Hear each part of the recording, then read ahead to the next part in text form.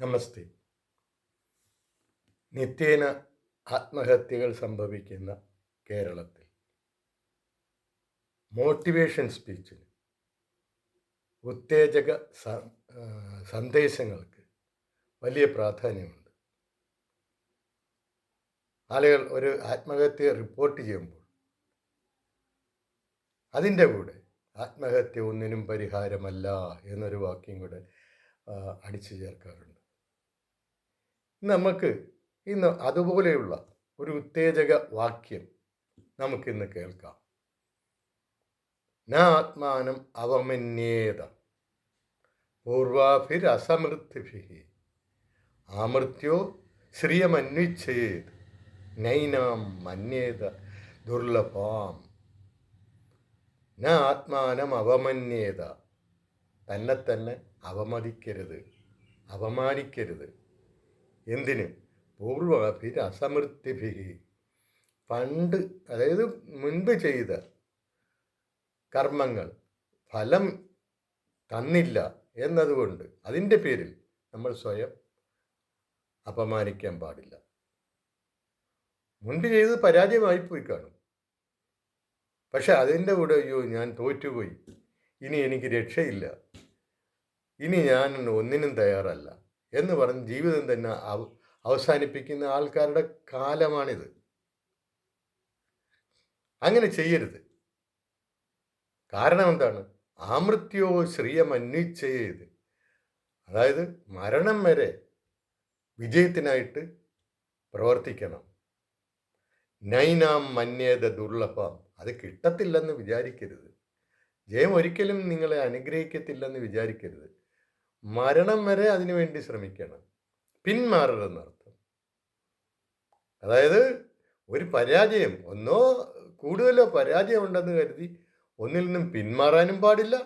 അതിൻ്റെ പേരിൽ സ്വയം ഇടിച്ചു താഴ്ത്താനും പാടില്ല, നിന്ദിക്കാൻ പാടില്ല. അതിന് പകരം വർദ്ധിത വീര്യത്തോടു കൂടി നമ്മൾ നമ്മുടെ പ്രവർത്തനം തുടരണം. ഇതാണ് ഉപദേശം.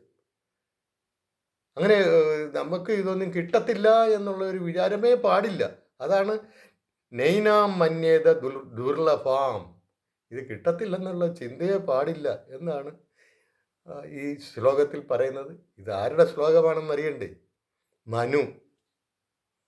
ഇന്നേക്കൊരു 3500 വർഷം മുമ്പ് എഴുതിയ ഒരു പുസ്തകമാണ് മനുസ്മൃതി.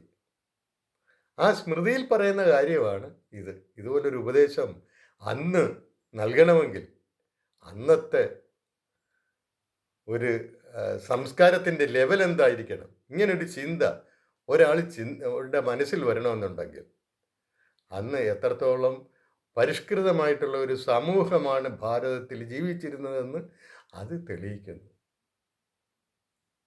അന്ന് ഇങ്ങനെ ഒരു ഉപദേശം കൊടുക്കണം. അപ്പോൾ അന്നും ഇതുപോലെ നിരാശയിൽപ്പെട്ട് ജീവിതം തകർക്കുന്നവരുണ്ടായിരുന്നു.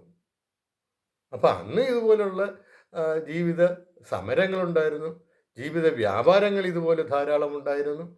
അതിൽ ചിലർ പരാജയപ്പെട്ട് പിൻവാങ്ങാറുണ്ടായിരുന്നു. അപ്പം അങ്ങനെയൊന്നും പിൻവാങ്ങാൻ പാടില്ല. നിങ്ങൾ പരിശ്രമിക്കൂ, വീണ്ടും വീണ്ടും പരിശ്രമിക്കൂ. ഇന്ന് നമ്മൾ ഒരു പിള്ളേർക്ക് ഉദാഹരണമായിട്ട് പഠിക്കുന്ന ഒരു ബ്രിട്ടീഷ് രാജാവിൻ്റെ കഥയാണ്. റോബർട്ട് ബ്രൂസ് എന്ന് അങ്ങോട്ട് പറഞ്ഞു. 8ാമത്തെ തവണ പല്ലി ചാടി അത് വിജയം കണ്ടു. അപ്പോൾ അദ്ദേഹം അത് കണ്ടിട്ട് വീണ്ടും പോയി യുദ്ധം ചെയ്ത് ജയിച്ചു എന്നുള്ളതാണ് കഥ. നമ്മൾ ആ കഥയാണ് പഠിക്കുന്നത്. നമ്മുടെ ആൾക്കാർ പണ്ടേ പറഞ്ഞിട്ടുള്ള ഒരു കഥ. ഈ രാജാവിനും 3000 കൊല്ലം മുമ്പ് പറഞ്ഞിട്ടുള്ള ഒരു ഉപദേശം നമ്മളൊക്കെ അതിനെക്കുറിച്ച് അറിഞ്ഞുകൂടാ. നമ്മുടെ പാരമ്പര്യത്തെ, നമ്മുടെ പൗരാണികതയെ, നമ്മുടെ ഒരു പശ്ചാത്തലത്തെ നമ്മൾ കാണുന്നില്ല. അതിനു പകരം നമ്മൾ അന്യനാടുകളിലേക്ക് നോക്കിയാണ് ചെയ്യുന്നത്. ഇതല്ല, നമ്മൾ നമ്മളെ തന്നെ അറിയണം. ഇനി ഇത് പോകട്ടെ, ഇതേപോലുള്ള ഒരു ഉപദേശം ഭഗവത്ഗീതയിലുമുണ്ട്. 6ാം അധ്യായത്തിലെ 5ാം ശ്ലോകം ഇതുപോലെ തന്നെയാണ്. ഉദ്ധരേതാത്മനാത്മാനം, എന്നുവെച്ചാൽ നീ നിന്നെ തന്നെ ഉദ്ധരിക്കണം, ഉയർത്തിക്കൊണ്ടുവരണം. ന ആത്മാനം അവസാദയേത് എന്ന് പറഞ്ഞാൽ തന്നെ തളർത്തിക്കളയരുത്, ഉയർത്തിക്കൊണ്ടുവരണം. അതായത് ഒരു ഭീതി ചിന്തകൾ അല്ലെങ്കിൽ പരാജയ ചിന്തകൾ എൻ്റർടൈൻ ചെയ്ത് അതിനെ അതിനെ അതിൽ ഏർപ്പെട്ട് നമ്മൾ സ്വയം നശിപ്പിക്കരുത്. അതിന് പകരം നമ്മൾ എന്താ ചെയ്യേണ്ടത്? സ്വയം ഉദ്ധരിക്കാനായിട്ട് നമ്മൾ സ്വയം മുന്നോട്ട് കൊണ്ടുപോകാനായിട്ട് പരിശ്രമിക്കണം. ആത്മൈവ ഹി ആത്മനോ ബന്ധുഹു. നമ്മുടെ ബന്ധു നമ്മൾ തന്നെയാണ്. ആത്മൈവ രിപുരാത്മനഃ.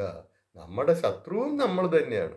അതായത് നമ്മൾ സ്വയം നിയന്ത്രിച്ച് നമ്മളെ തന്നെ മുന്നോട്ട് കൊണ്ടുപോവുകയാണെങ്കിൽ അത് നമ്മുടെ മിത്രമാണ് അപ്പോഴും നാം.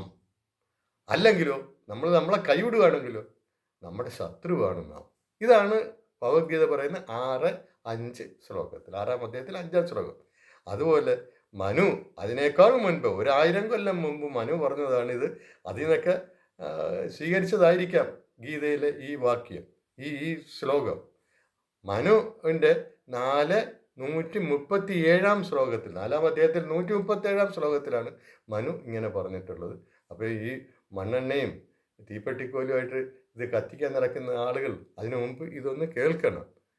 നമ്മുടെ ഒരു ചരിത്രം നമ്മളൊന്ന് കാണണം, നമ്മുടെ പൂർവ്വചരിത്രം നമ്മളൊന്ന് കാണണം. എന്നിട്ട് അതിൽ നിന്ന് നമ്മൾ ആ ഒരു ശക്തി, ഊർജം ഉൾക്കൊണ്ട് നമ്മൾ ഭാവിയിലേക്ക് കുതിക്കണം. ഇതാണ് ഇതൊക്കെ നൽകുന്ന സന്ദേശം. നന്ദി, നമസ്കാരം.